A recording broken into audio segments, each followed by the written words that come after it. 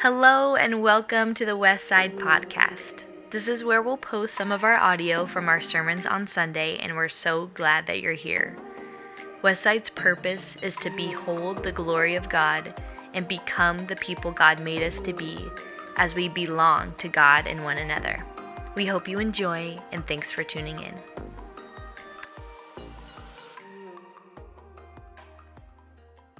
Truly, when I think of you, whenever I read any beginning of Paul's letters, almost all of them, he always has this thing where he's like, when I think of you in my prayers, I get all verklempt and get the warm fuzzies about your faith in God and your generosity. And that's how I feel about you guys.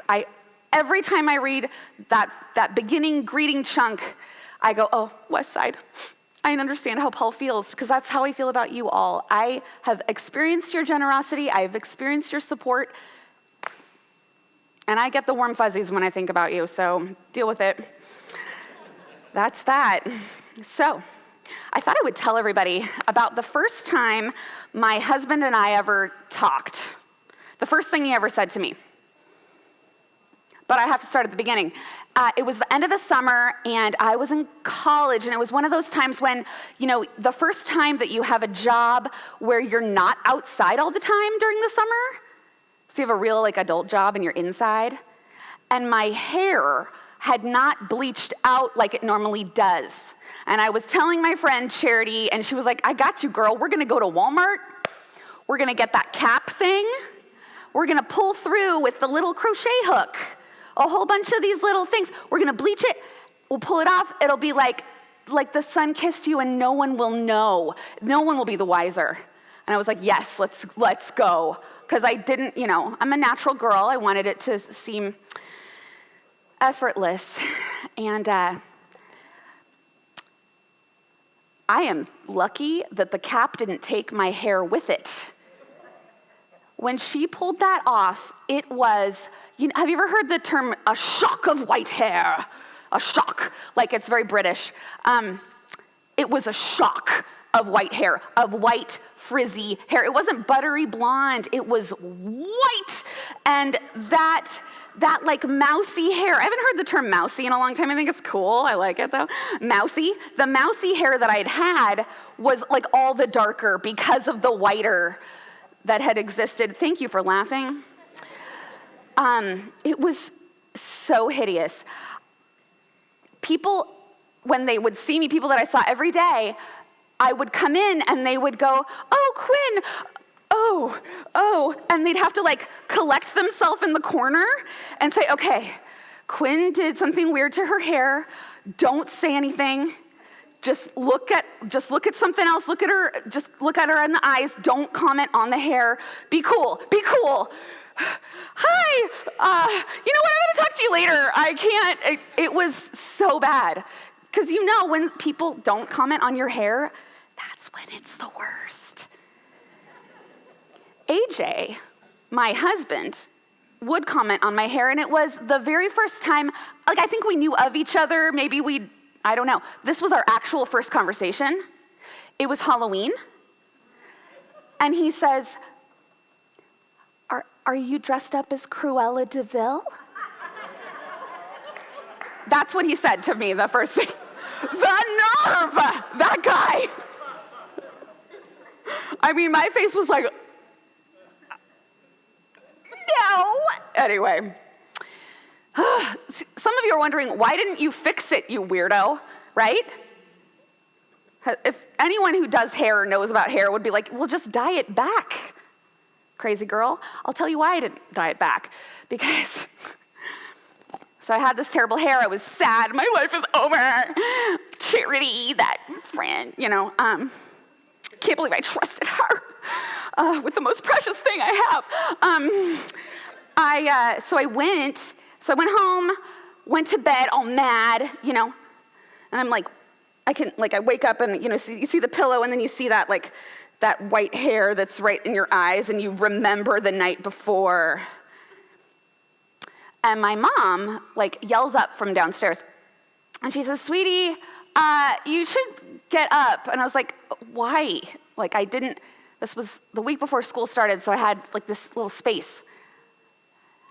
And she's like, well, there's like, I don't know, there's like a plane crash into remember the towers in New York, like those twin towers? And I was like, oh, that's sad, but, okay. So I go downstairs, and I watch TV for 3 days. Yeah, I watch it all, And anytime I got up and walked past a mirror, I would go, oh, reminded. But I didn't fix my hair because there was much more important stuff going on. And it was like I decided that it was my sackcloth and ashes. I was going to live with what had occurred with this catastrophe here. In some little tiny weirdo way of me taking on an undignified, very undignified, public expression of grief at the, what felt like a deep separation of humanity from humanity and humanity from God. And but it was in a way that no one was going to understand, right? It was kind of just for me. And I remember watching the final truck get loaded up, like 8 months later, because it's just all it was. The final truck at Ground Zero getting loaded up, and I go, oh, maybe I can trim the ends. I'll trim the ends. Our boy Ezekiel is weird like that. He will do a lot of undignified public expressions of grief at the separation of humanity from God that nobody will understand. But I feel like I kind of get it with my little silly hair story. I'm a little like neurodivergent like that, right? That's what we're saying now. We're saying neurodivergent. We're not saying weird.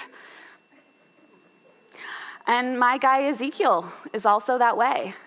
So I go, yes, there's two of us. My goals for talking about Ezekiel, here are my goals. Let's see if we reach these goals. I want us to get to know him, get to know what he's gone through.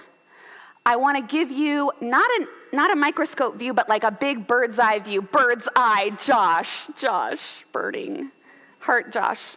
A bird's eye view of the whole book of Ezekiel, if we possibly can, which is hard, because guess what? There's little things that I'm going to skip over, and if you notice them and you're in your head thinking, why didn't she say that one part? She should have said that other part, and why didn't she connect that? I want you to come up to me afterward because I will high five all the Bible nerds who can tell me stuff I missed. I would love to hear anything you have to say. It would be great. But ultimately, my goal is to answer the question, why is the book of Ezekiel in the Bible at all? Because guess what? Rabbis tried to ban it. They didn't, a bunch of them campaigned to not include it in the Hebrew Bible. It is a very disturbing book. It is not, it's like for mature audiences, do not attempt professional driver closed track. I don't know, any of these disclaimers of this is not something that we want to have anyone be doing. They were really, some of them just thought Ezekiel's off. He's too much. He is too much. We just need to chop it and get it away. They didn't want it in there. Let's learn about Ezekiel. So the whole book, it starts out with, we find out Ezekiel has been exiled with a bunch of Jews into Babylon. Babylon came, kind of ruined some stuff in Jerusalem and took away some people to enslave them so that they could work for them for free, in Babylon. And Ezekiel is part of that first group.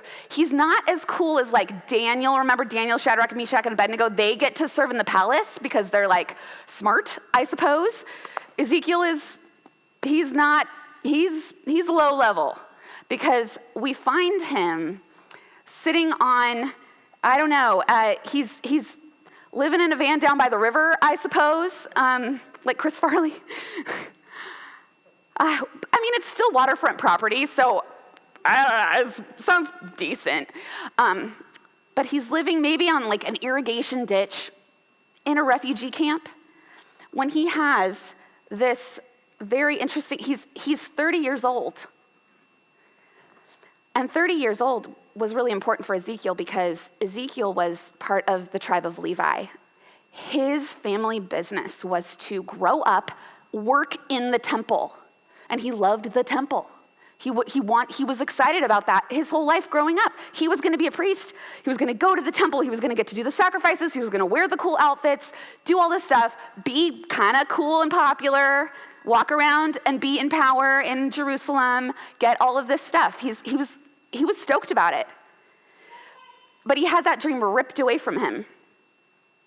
I am sure that there are people in this room, maybe you did have a family business that you thought was going to come your way, and or just any career path, and that did not work out the way that you wanted it to. Ezekiel knows how you feel. He really does. And he's there in Babylon with kind of nothing. He was supposed to be a priest at 30, and now he's 30, and nothing is there. He doesn't get to be. But a very strange thing happens to him, and this is a weird what he sees all of a sudden in the sky. There are 4 creatures with wings, and they're covering themselves, and then they have these other wings, and then there's a head of a human, and there's a head of a lion, rawr, and there's a head of an eagle, ah, and there's a head of a bull, moo. Okay. And they're right next to these wheels that have all these eyes on them, and the wheels have 2 wheels within the wheels, and they spin around and they look everywhere. And then on top of that, they're supporting this throne, and the throne is on fire, and it's supporting a fiery creature. The human form is all on fire. And Ezekiel calls it the appearance of, the likeness of, the presence, or the glory of God, something like that. The appearance of the likeness of the glory of God. And the presence of this vision, God speaks to him and says, I've left the temple. I'm not in the temple that you wanted to grow up and serve in. I've left it because the people there do not obey me. It's the end. And Ezekiel's pretty sad about this. He has these mixed feelings, right? This space that he loved, God is no longer in that space. That's not his future anymore. He doesn't even get to dream of going back now because God's presence has left. And he is overwhelmed by this huge vision.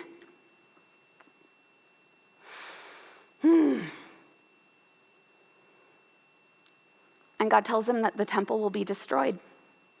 And he's supposed to tell everybody about it, and no one's really going to listen. Super. It's hard. That's really hard. So that's the beginning of the book. It's when he becomes not a priest, but a prophet. And he will do some strange stuff, you guys. He will do what can be described as like street theater, performance art that like conveys a message. He'll lay on his side for like 390 days and only eat bread that is cooked over cow dung, and that's actually a negotiation upward because of the first thing that he was supposed to cook his bread over. You can look it up yourself. I'm gagging thinking about it. That was supposed to be this display of the disobedience of all the people of God. He chops off his hair. He shaves it, chops it up, burns some of it, and scatters some of it to the wind. That's a whole other thing to talk about the people of God being scattered and burned and thrown around. He calls himself the Son of Man. And God calls him the Son of Man. What a weird thing to call someone. Every man is a son of a man, right? So what the heck does Son of Man mean? It's a title. My favorite thing that I've ever come up with to explain this is my favorite movie of all time. It's a Wonderful Life. Anybody? The best movie of all time, It's a Wonderful Life. Raise your hand. Yes? Okay, anyone who agrees with me, sir, great choice. Now, within the movie It's a Wonderful Life, which I'm, going to be spoiling if you haven't seen it yet, there's our hero. Our hero in the story is George Bailey. Merry Christmas, movie house. Merry Christmas, Emporium. Merry Christmas, you wonderful building and loan. That's pretty good, right? But the story of It's a Wonderful Life is that George Bailey is of Bedford Falls, his town. He's born there. He's raised there. He represents the town. He also sacrifices to save the town. And he sacrifices a lot of times, in the shadows for the town. And you would think that his little brother Harry, who ends up going off and being a war hero, would be sort of what we would call the son of Bedford Falls, right? But no, it is George. George Bailey is the son of Bedford Falls. Ezekiel is the Son of Man, the representative of the people and the bridge to God, the bridge to the salvation. It's an interesting title, the Son of Man. Gosh, he'll say so many strange things. He'll compare the people of God to a wife who cheats a bunch. Awkward. And if you're a man in the room and you're like, I don't want to be personified as a wife, yeah, I get that.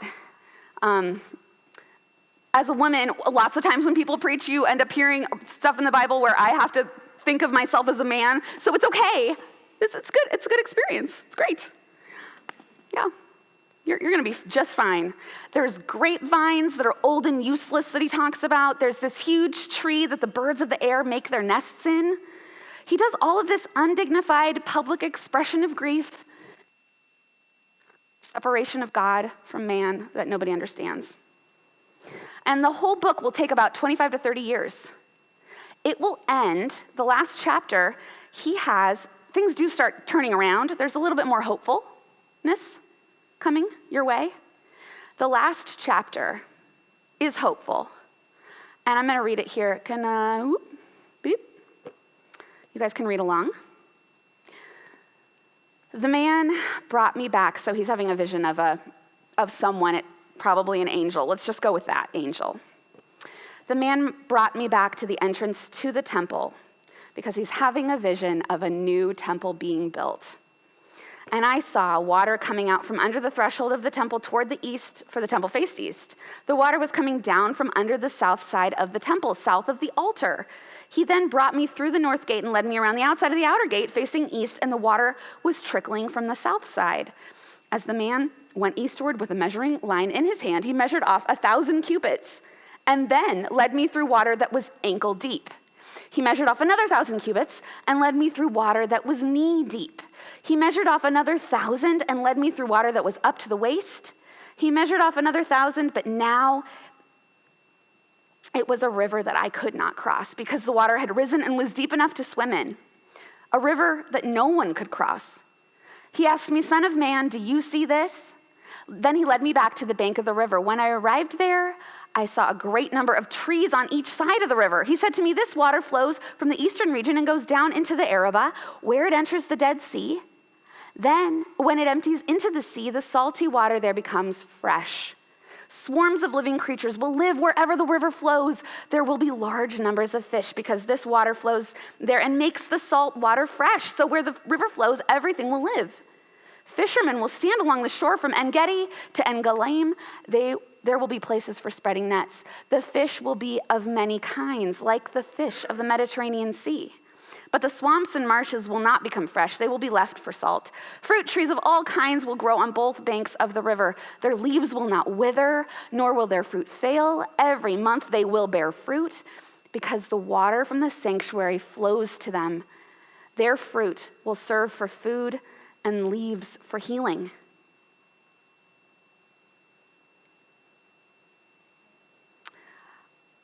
I got to go to the Dead Sea. So let's recap what we just heard. There's going to be this new temple built, and out of it will come this trickle of water that will actually get bigger as it goes wider and further down.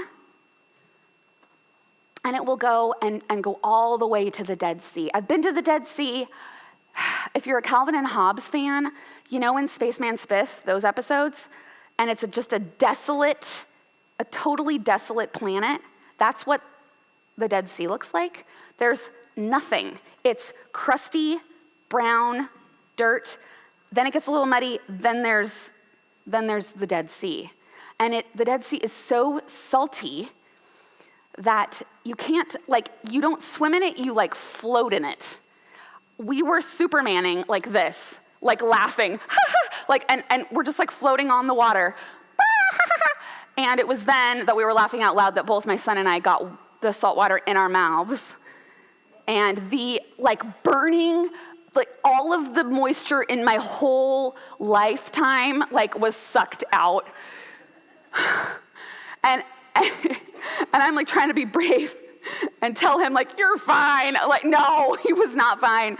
No matter what you did, you kept trying to drink anything to wash away this salt and to dissolve it and get it out of your throat. It was there for the next 24 hours. We still had it in our nostrils, in our bodies. The Dead Sea is dead. That's why they call it the Dead Sea. Nothing can grow there at all. It is way too salty. So for this, anyone reading this who's been to the Dead Sea, and definitely the people that were reading this then, they would go, wait, what? The water from the temple is going to actually come and turn that salty, desolate landscape into a vibrant, verdant, fruit-filled, fish-filled, there's no fish, fish-filled, amazing place to be? That's unbelievable. That is unbelievable. That, if it's true, it's some very special water. Very special water. And that's kind of the end of Ezekiel. The rabbis, so why did the rabbis bar people from reading this? Why they would maybe if you were really old, you could do it. They were definitely not going to be teaching this in Hebrew school to the little kids. They did not want the little kids reenacting the poop scene, for sure. But also just not being, Ezekiel, it sounds like he's having some mental breaks, perhaps. Yeah, it's not something, his life is not, you don't look at him and go, oh, he's a hero that I should emulate. You don't look at any part of his life, even the parts that he couldn't control, of him being taken away no one wants to be a refugee in a foreign land. Who's signing up for that? There's nothing about him that I want to be like, nor would I reasonably want to instruct others on to get to know him and try to be like him. No way. Yeah, the rabbis don't want a copycat, but guess what? Ezekiel does get a copycat.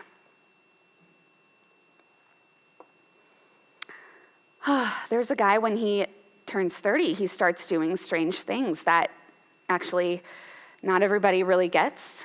He says confusing things. He performs some street performance art that he hopes will call people back to God. He'll predict the destruction of the temple, just like Ezekiel. He'll call himself Son of Man. And in his most undignified public expression of grief at the separation of God from humanity that nobody can really understand while it's happening, he lets himself be arrested, be beaten. He allows a dirty purple robe to be put on him and a nasty crown made of thorns, not of gold. And he allows himself to be mocked, made fun of. Then he just submits to having his hands nailed and his feet nailed to a cross. And he just lets himself die.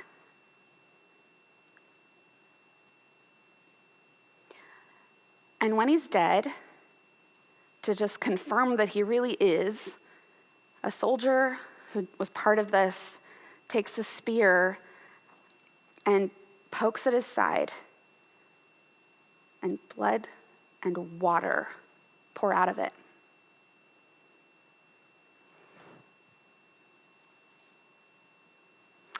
Because you see, Jesus is the new perfect temple.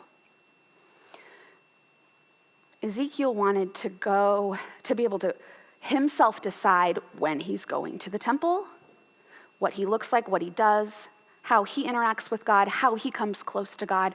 Ezekiel wanted to be the guy that did the sacrifices of the animals so that he could be reconciled to God.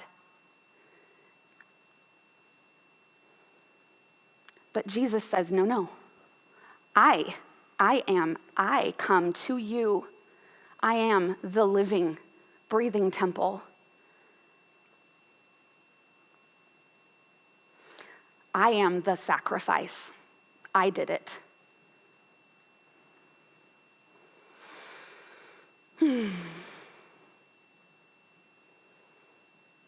And all those really dark and terrible things, even the weird one about the cheating wife that Ezekiel talks about, gets fixed by this act of Jesus, because he turns us all into the bride of Christ.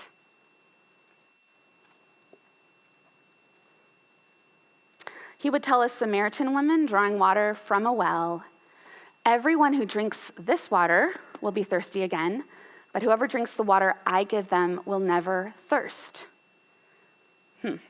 Indeed, the water I give them will become in them a spring of water welling up to eternal life. I got a river of life flowing out of me, makes the lame to walk and the blind to see, opens prison doors, sets the captives free. I got a river of life flowing out of me, spring up a well, splish splash within my soul, spring up a well, splish splash and make me whole, spring up a well, splish splash and give to me that life abundantly. That was for Laura Mooney. She and I did children's ministry for ages together. So our goals, that we got to know Ezekiel a little bit, we got to do a bird's eye view of the book, and we got to try to figure out why Ezekiel is in the Bible. I mean, the book of Ezekiel is definitely in Jesus' top 5. He loves it. He quotes it. He does what Ezekiel does.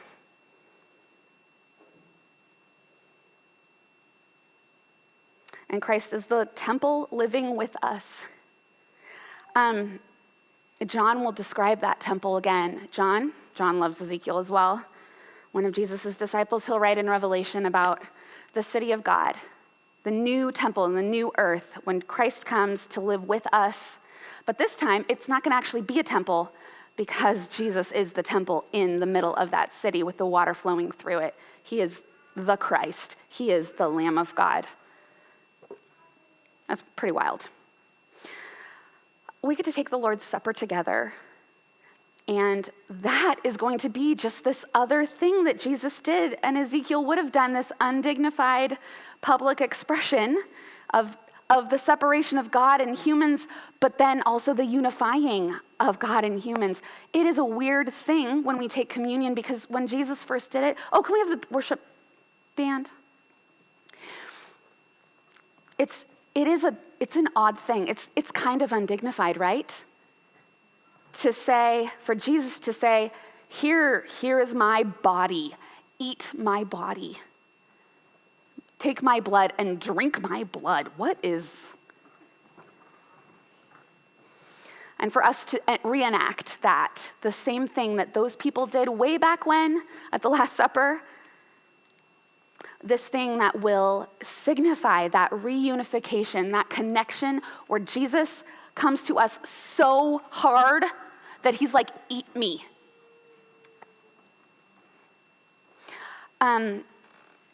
The moment way back for Ezekiel when he became the prophet, God had given him, there was a little scroll. Oh, thank you.